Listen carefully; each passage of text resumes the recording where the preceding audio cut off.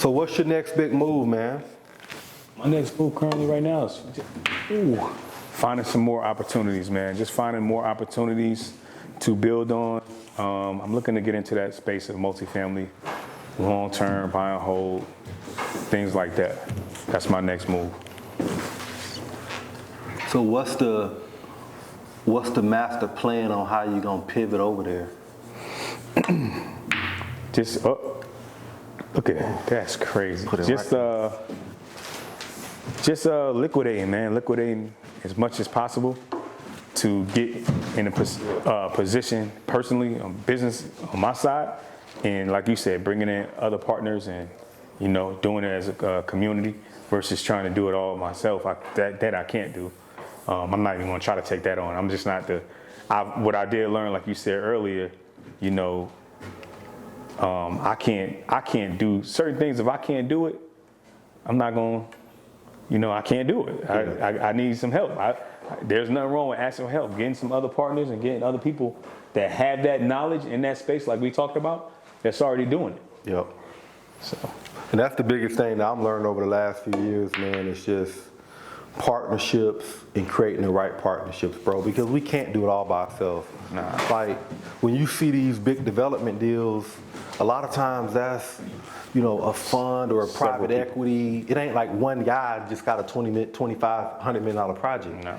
It's people's pool money together to make it happen. So I think, like, just to go back to my original question, because this helps me and it helps you, is just we got to start thinking differently. We have to start thinking long term, and we have to use what we have, which is our knowledge of real estate, because our knowledge is so valuable that a lot of people don't have this knowledge, bro. When you can find a deal, that's one of the that's priceless. If anybody's talking about when you can build a deal, come on, man, you control the market. Only thing that we're missing is the capital. Right. But once you know how to find a deal and you know how to build a deal, the capital is going to come. It's going to come. Yes, that won't be the hard part.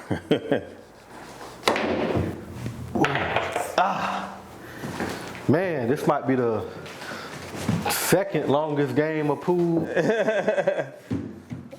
Man, for me too. I'm struggling right now, man.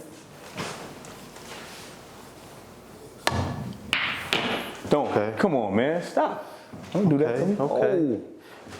Whoever get that next ball in got an easy layup. It's gonna be tough. Just don't set me up, man. Ooh. Get around him. Just stay right there. Oh yeah, he got to go down. It's sitting on it's sitting on there. Yeah, it's behind it for real. If I can get this one in, really make a difference. Just don't miss, Gene. And you ever thought about? So I know y'all travel a lot. You ever thought about like out of the country investments? Oh, for sure. Out of the country investments is kind of like, good shot. Oh, hell no. Don't come over by me. Come on, stop. Look at that. That's crazy. It wouldn't have counted because I didn't call it. Out of the country investments is kind of like where it's at. Look, of course I got a horrible shot. Man, everywhere I go, bro, like we were in Mexico and from Cancun to Tulum, it was just nothing but like construction, man, everywhere.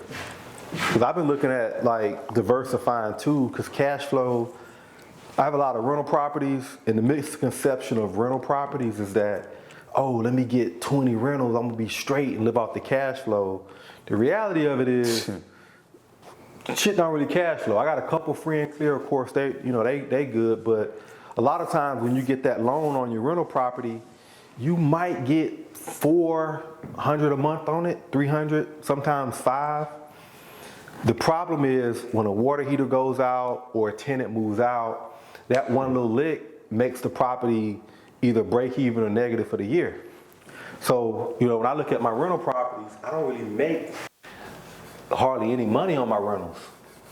The value of the rentals, because they're in good areas, is really just been the equity play.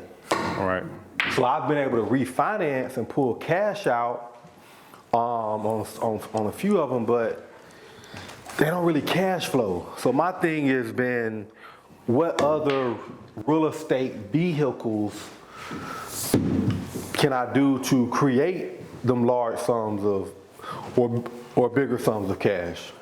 Airbnb has been one. I want to add more to the Airbnb, but Airbnb is so many people doing it. Yep. You really got to have like something unique about that property to really make it do what it needs to do. Like, you got to be on the water. You got to have, it has to be like an experience for the person.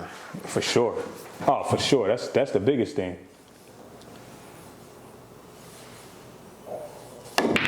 Ooh. Come on. Look at that. Ooh, did he get it in? Ah.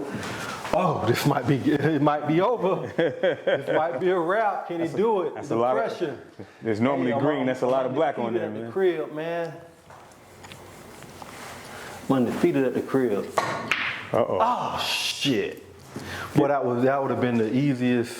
Look at this. Look at this. Don't go back. Stop. Yeah. Let's walk them. Let's walk them. Man, you ever, I know we both use hard money. You ever, damn, that's game now. You ever tried to get into, look into like bank loans or other sources of capital for deals? Yeah, for sure. It's just really positioning. Being in a position for those things is critical. And when you're getting into some of these properties and you don't have that residual, you're kind of getting stretched too thin. Everything's being challenged. So it's just about being in that position to be able to talk to the bank. You know what I mean? Like, credit can be good, but if everything's stretched, your utilization, you know, it can't look like that on paper to a bank. Yeah. They'll see you having an asset and they see what you're doing, but to them it's like a risk. Yeah. Like, they waiting for, the upside is, yeah, you'll sell it and make money, but what happens if you don't? So I had those conversations too, but it's all about, you know, the relationships and networking and talking to the right people. I got a slew of relationships just being in the business and in the integrity and who I've been in the business. You know, I've sold houses to people that made money.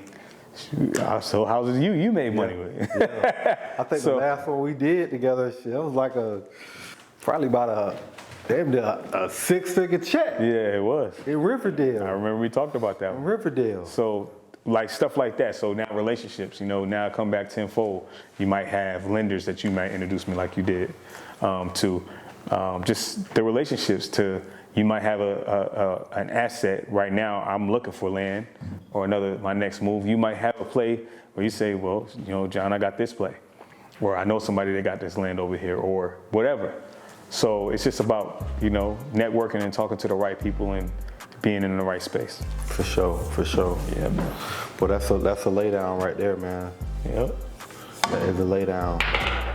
Hey, you made that look easy, even though it wasn't easy, man.